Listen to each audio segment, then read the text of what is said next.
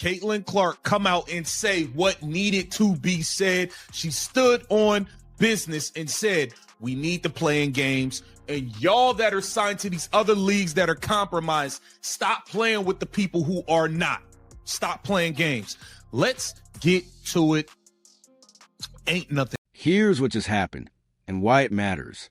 Only hours ago, WNBA Players Association First Vice President Kelsey Plum took a firm public stance in ongoing contract negotiations. The timing was no coincidence.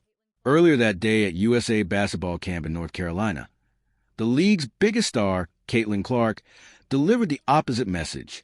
The reigning MVP went public urging both sides to compromise, stressing how critical it is for players to be on the court this season. Plum responded by saying the two sides remain far apart and described the negotiations as deeply frustrating. Two superstars, two completely different messages.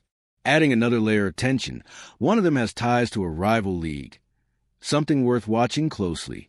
Clark's comments were not off the cuff. Speaking at Duke University on January 10, 2025, she made it clear that fans are eager for the product on the floor, and that an agreement will only happen if both sides bend. This was not a casual interview remark. The face of the league, who helped draw 3.2 million viewers to WNBA broadcasts last season, publicly applied pressure on our own union, warning that players are reaching a critical point in negotiations. Diplomatic language to the fact that time is running out and a deal must happen soon. That's where the situation turns messy. The WNBA and the Players Association already missed their original deadline and extended it to January 19th, gaining an extra 6 weeks from December. Half of that buffer time is already gone, and according to Plum, the sides are still nowhere close to an agreement, which makes the missed deadline and shrinking runway increasingly concerning. Is in this. It's just crazy, man. Like, you're signed to Unrivaled. You got equity in Unrivaled. Like, y'all are somewhat compromised on the situation to a degree, even if you're it's just weird, man. It's a little weird. Y'all on the board, but y'all got equity in the competitor leagues. It's all a little conflict of interest. Here it says, Indiana Fever star Caitlin Clark said Friday that while WNBA players will fight for everything we deserve during their current round of... The league has now presented its most recent proposal, starting with a guaranteed $1 million salary floor in 2026, with revenue sharing included. Elite players could earn more than $1.2 million annually, while a salary cap would jump to $5 million in 2026 and continue rising each year based on league revenue. By any measure, that represents a massive step forward, considering the current maximum salary sits at $241,984, a more than fourfold increase in earning potential for top athletes. However, the Players' Union is pushing for far more than higher salaries. Their demands include a complete overhaul of the salary structure, expanded benefits packages, a new revenue-sharing model, and firm requirements for team facilities and staffing levels. This is where negotiations appear to be breaking down. While the league is willing to reach the $1 million figure, making the numbers work will require players to give up certain existing benefits, such as housing stipends and car allowances. The union has made it clear it does not want to trade one benefit for another, instead insisting on a comprehensive package that includes everything. Of the current CBA through January 9th, 2026, as both sides continue to work toward a new deal. But questions persist on whether both sides will come to an agreement by then, or even whether a work stoppage could be on the horizon. Now, this is what Kelsey Plum had to say. Kelsey Plum, first vice president of the WNBPA, said at Camp Friday that the talks have been a little... Caitlin Clark diverges from a union's broader strategy at this exact moment, and her position within the structure explains why. She is not a member of the negotiating committee. Player representation for the Indiana Fever is handled by Lexi Hull, Lexi Brown, and Aaliyah Boston, while the union's treasurer is Brianna Stewart. Clark is briefed on developments, but she is not in a room making decisions, which gives her the freedom to say things others cannot without risking internal backlash. Her message acknowledges that not every issue is worth going to war over, and that some situations require compromise. As she put it, players will always fight for what they have earned and deserve, but both sides must find common ground. That is not weakness or surrender. It is strategic thinking about the bigger picture. Clark is openly recognizing that demanding everything without flexibility risks getting nothing at all, including the possibility of no season. Without a season, there are no games, no visibility, and no momentum. The surge of enthusiasm built in 2024 simply vanishes if the spotlight goes dark. Are transforming the league's salary structure and revenue sharing system, introducing standards for team facilities and staffing, and garnering more robust benefits.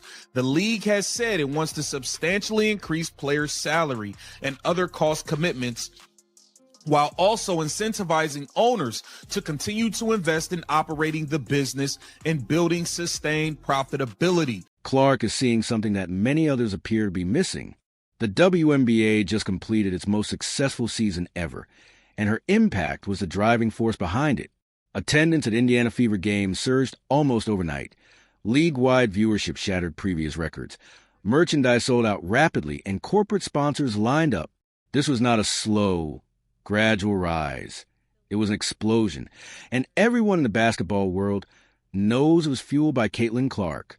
Even official reports acknowledge this reality, noting that while the league hopes to benefit from its recent growth, the real objective is to capitalize on the momentum Clark generated in 2024. But cultural moments like this do not last forever. If there is number 2025 season, many casual fans who just discovered the WNBA will simply move on, the attention will fade, and momentum will be lost. That is the uncomfortable truth few want to admit.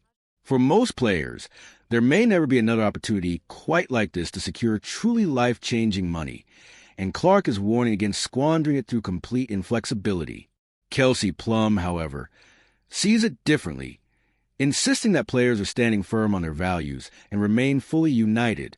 Angel Reese echoed that sentiment, emphasizing player solidarity and careful consideration of their demands, language that reflects standard union rhetoric when sides are preparing for a prolonged fight.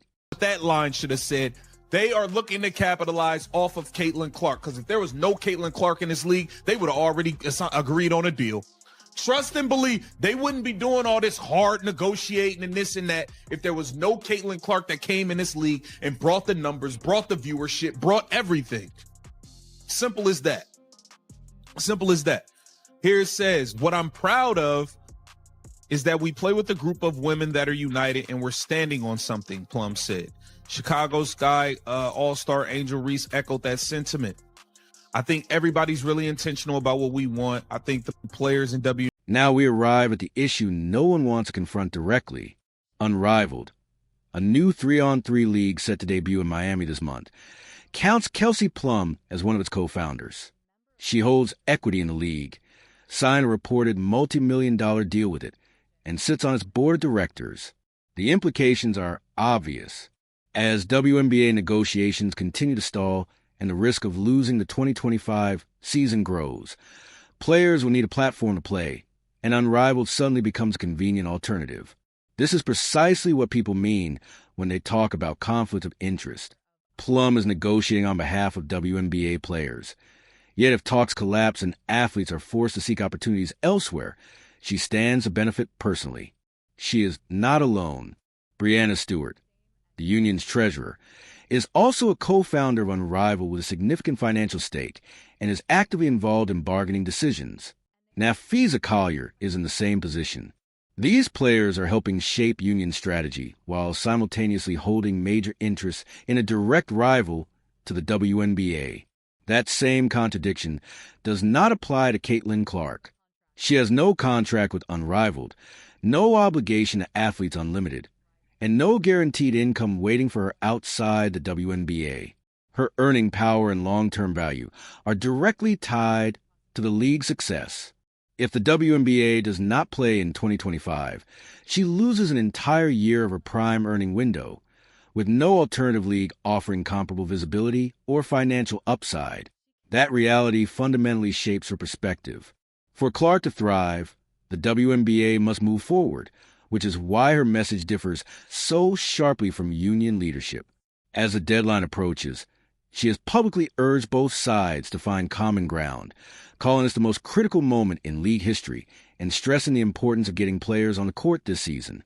She has openly acknowledged the risk of a lockout or strike and is actively trying to prevent that outcome, positioning herself as the most pragmatic voice in the discussion. Kelsey Plum, meanwhile, has chosen a very different approach. She continues to emphasize how frustrating negotiations have been and how far apart the two sides remain, reinforcing the idea that players are unified and unwavering in their core beliefs. That is a language of escalation, not compromise. With January 19th, 2025 looming as a hard deadline, less than 2 weeks away, and training camps and free agency fast approaching, the entire 2025 season is now in serious jeopardy. As things stand, the sides remain far apart, and the direction chosen in the coming days will determine whether the WNBA capitalizes on its historic momentum or watches it slip away.